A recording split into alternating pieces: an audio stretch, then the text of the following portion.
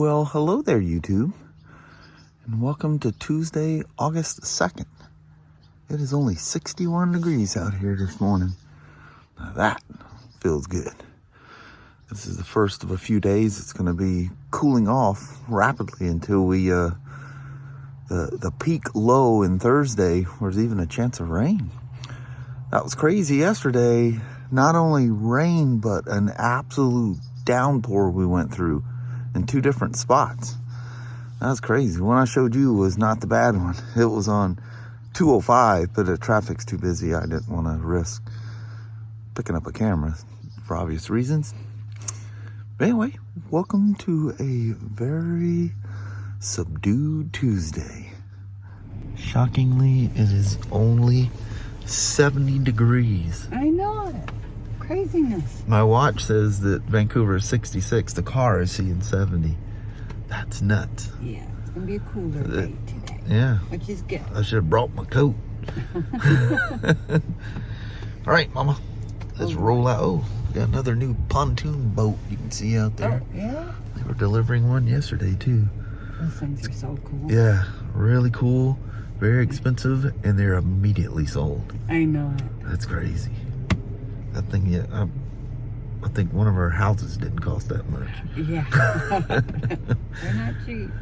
All right, Mama. All right, hub. Love you, see you, bye, and have a wonderful Tuesday. You too. Love All right. you. Bye-bye now. Bye. K16B. So this is, this reminds me of the old V-twin Spider days. This is a used vehicle, and they just sold it. And I don't know if it doesn't have the manual with it, or I went and picked this up. yeah, I know. So anyway, the guy rode it for a bit, put the thing away, and I think the next day or next morning, whatever, it goes out, checks the oil on it, and freaks out because the oil's not touching the dipstick. Well, surprise, surprise. They will do that, just like a spider. That's how these spiders end up with grotesquely too much oil in them, because they don't read their owner's manual. Now this one, in all fairness, does not have a sticker near the dipstick outlining in clear detail how to check your oil. So BMW, either one or two ways. If it's a cold engine, the bike has to be put upright or level. In this case, it has a center stand. Plop it on the center stand and let it sit there and run until the fans cycle for the first time. And that takes a surprising long time. It's not like 42 minutes like a 1330 Spider, but it takes a while for it to reach the first fan cycle. So oil is good and hot by then. And then once that fan cycles, it has to idle. I think it gives you a specific time, kind of the same thing. Do not touch the throttle, because you unbalance the difference between the oil in the engine and the oil in the tank. So people go, well, there is no tank on a K1600. Yes, there is. There's actually a tin plate between the sump pan and the engine. It's a spit it out. It's a dry sump motor. So yeah, just like your Spider, a 1330 has a tank on the back of the engine. A 990 has a tank on the side. You know, the one you got to take all the body work off to get to. Same thing. It's just done internally. Most people don't even realize that their Harleys are a dry sump motor, because they go, well, it doesn't have the tank like the old ones. It's built into the engine block. There's a cavity in there. So anyway, this is like that. If you check it cold, just like every other holy moly. The people that complain about street glide specials, road glide specials, the ones with the squatted rear end, BMW in all their wisdom thought they would take a piece of that market and squatted the rear of these Bs. they are stiff. Holy moly stiff. Because there's no travel in them. You can't have really good suspension when you have no travel. And then when you squat them, you have no travel. That's why when you buy aftermarket shocks for road glide, street glide specials, all those things, those squatted shocks, the first thing you do is a minimum of an inch more travel. I don't know what you do with one of these. Buy a shock off a GTL or I don't know, one of the non-squatted, one of the non-B models, I guess. But I don't know what other changes they made. You may disturb the handling of the bike. I mean, there could be steering geometry changes. Who knows? Harley's made it simple. They just put short shocks on there. Everything else is the same. Anyway, you check it cold. Like every other dry sump motor, it slowly oozes out of the tank area and into the engine area. So when you check the oil, it looks low, looks grossly low. So I didn't even mess around with this thing. I got it up on my bench last night, pulled the plugs, because there's that outer engine drain and then there's the sump drain, that little 5mm one that's way up in the engine that you go look out, squirrely. You got to go through the drain hole to get to the sump, or the tank drain, or whatever you want to call that portion. But so anyway, dumped all the oil, let it sit overnight. Guess what? It's just a little bit low. So I don't know if we did a UVI. I'm sure we did. I mean, we always do. But I'm thinking maybe we didn't. I don't know. Or the technician that done it. There's a trick to these things too, because they hold 4.5 quarts. You can't put all that in, and they don't give you a number of how much you can get in. They just say fill the keep filling until you get to the top of the dipstick, then start and run the bike, let it run till it gets to full heat, fan cycles, start cycling, and shut her down, check the oil, and then add the remaining oil. So what I usually do, because they're 4.5 quart capacity, I usually put between 3.5 in there. I think I usually leave like a liter. I keep saying quarts, it's in liters. So anyway, I usually leave a liter out, because if you try to put the rest in, you got the biggest mess cleanup ever. And it pours down and hits the catalytic converter that you do not want to overfill this thing while you're changing the oil. So yeah, it was just a little bit low. And what it kind of looks like is, if a tech calls this, they did the initial fill, and after test riding it, because a lot of people test ride them and then come back, because you're more than safe. I mean, you can be 1.5 quart low and still be absolutely safe. You absolutely can't burn this thing down. But the weird thing is, the customer claimed that either an oil pressure or an oil level light went off. There's only one problem with that. Every time that happens, it records it. The ECM was clear of any fault codes. There's no sign of any kind of temperature, no lower oil pressure, nothing. It absolutely, unequivocally records that. So I don't know the whole story. But if that light was on, it would be recorded. So I don't know. And it wasn't low enough that even the level light would even go off. Oil was clean, perfect, nothing weird going on. There's no, I mean, the magnet was absolutely clear of everything. There's nothing happened to this thing. It was just an improper oil check. You know, and I don't know, you know, who's the salesman to say it was a used K16B. You know, I don't know who the salesman was. Probably don't know anything about the mechanicals of it. But, you know, if I was a salesman, now this is just me, I don't know. If I was a salesman, when I knew the customer was coming, I would sit down, and if the used bike doesn't have the owner's manual, surprisingly, customers turn them in without the manual. Is there some kind of badge of honor to steal the manual of the bike you're trading in? What is that? And toolkits too. Not that this has it. Well, it does have a little mini toolkit thing there.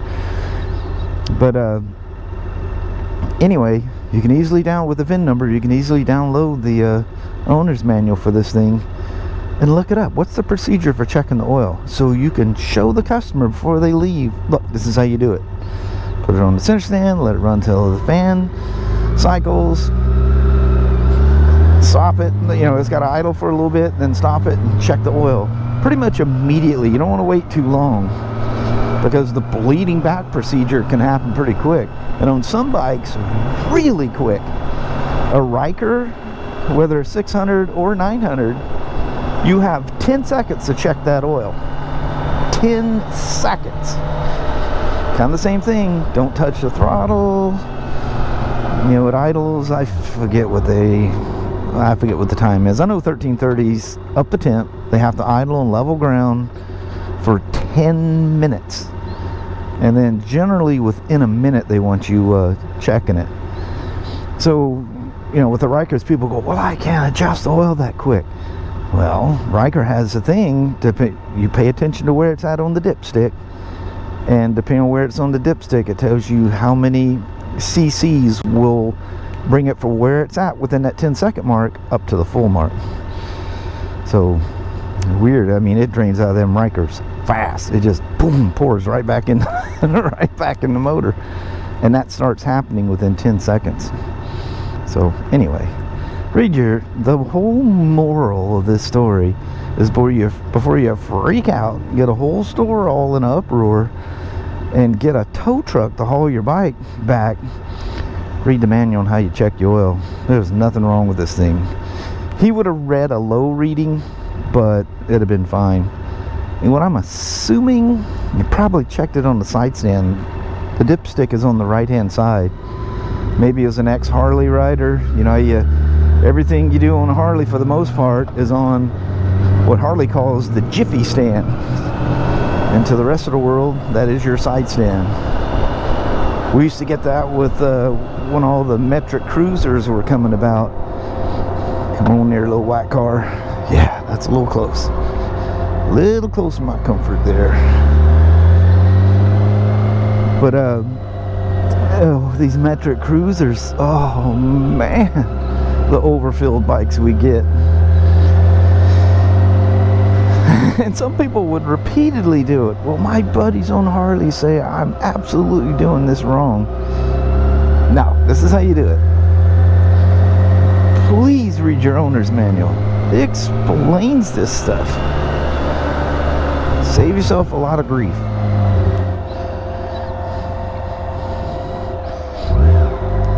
That brake hold thing comes on immediately. I hate when it does that, because it's like, whoa, what's going on? I'm trying to let go of the clutch and it's like sticking. It ain't sticking, it's just the brake hold is on. God almighty. There's the old heat from the Rattleators. That FC1. Those old style ones, they were so much fun. The new ones are like road race bikes, but they're a little, I don't know, a little over exotic looking for me. I like things that have a little more simple look to them, you know.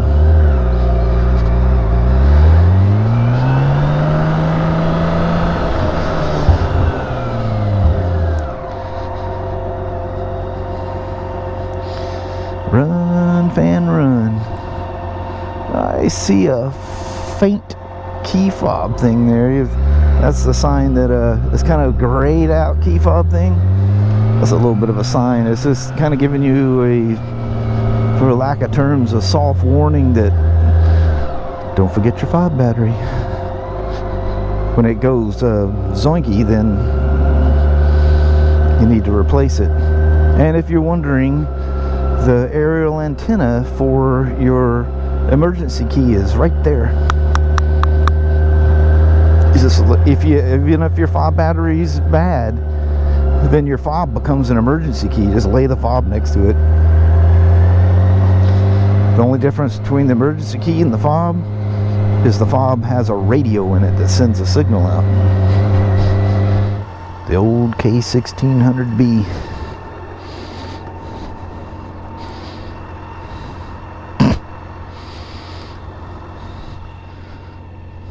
What's the randomness of that, huh?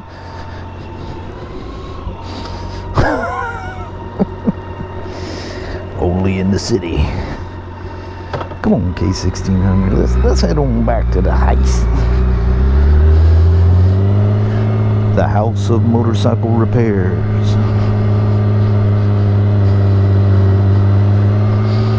75 degrees out here. That is some kind of nice. Holy moly.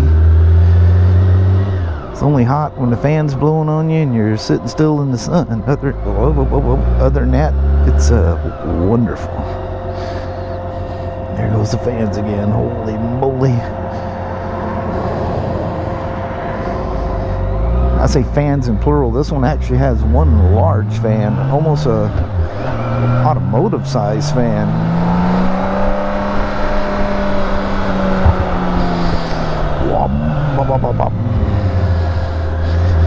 One happy Beamer. Alright. Once again, I'm gonna bid you adieu right here at the old lock gate. What you think on that? Deck, I did it again.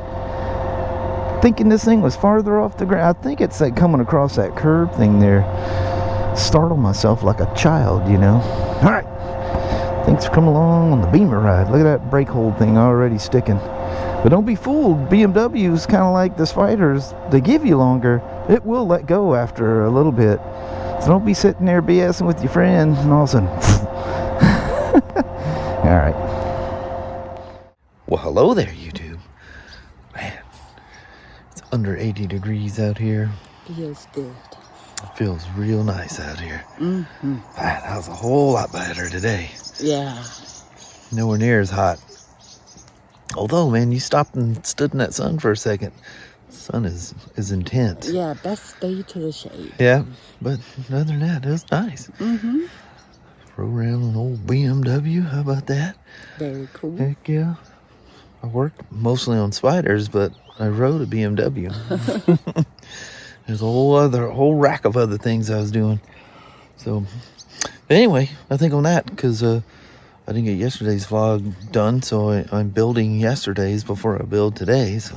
He's got irons in the fire. Oh man, I got the set in there after we were messing around out there, and oh man, I just like, Kelly goes, you might as well just get into bed. I know, you just fight. She goes, you're not gonna make it. So I got up and went on in there. Good. Sasha crashed in. It got cold. I don't know what It the did. temperature was. It got nice. cold in there. I'm all knotted up. Sasha's wedged in between us, and everybody's. But anyway, we're gonna bounce. Alrighty, well, thank you guys so much for watching. We really do appreciate it. We will talk to you tomorrow. Same smoke time, same smoke channel. Don't forget to give her a thumbs up, and you guys have a wonderful Wednesday or Thursday. Heck yeah. Hump day already tomorrow. Yep, God yay. almighty. All right. We'll see you then. We'll see ya. Thanks for watching now. Bye-bye.